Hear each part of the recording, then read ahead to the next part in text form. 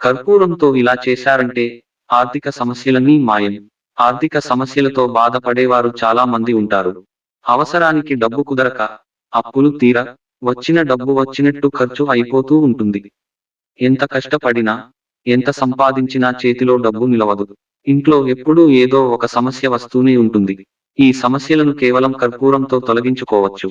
అదేంటి? నమ్మడం లేదా? ఒక్కసారి ఇలా చేసి చూడండి. మీకే ఫలితం కనిపిస్తుంది. కర్పూరాన్ని కేవలం మనం పూజలకు మాత్రమే ఉపయోగిస్తూ ఉంటాం. కేవలం పూజలే కాకుండా ఇలా చేయడం వల్ల కూడా ఇంట్లో నెగటివ్ ఎనర్జీ పోయి ఆర్థిక సమస్యలు తగ్గుతాయి. మరి కర్పూరంతో ఏం చేయాలో ఇప్పుడు తెలుసుకుందాం. కర్పూరం, లవంగాలు. ఇంట్లో కర్పూరంతో పాటు లవంగాలు కూడా ఉంటాయి. ప్రతిరోజు రాత్రి కర్పూరంతో పాటు లవంగాలను కూడా కలిపి కాల్చుతూ ఉండాలి. ఈ రెండింటినీ ఒకేసారి కాల్చడం వల్ల ఇంట్లో ఉండే గాలి శుద్ధి అవుతుంది. బాక్టీరియా, వైరస్, క్రిములు ఏమైనా ఉంటే నశిస్తాయి. అంతేకాకుండా ఇంట్లో ఏమైనా వాస్తు దోషాలు ఉన్నా కూడా తగ్గుతాయి. ఇంట్లో నెగిటివ్ ఎనర్జీ పోయి పాజిటివ్ ఎనర్జీ నెలకొంటుంది. ఆర్థిక సమస్యలు తొలగిపోతాయి. ఖర్చులు కూడా అదుపులో ఉంటాయి. ఐశ్వర్యం సిద్ధిస్తుంది.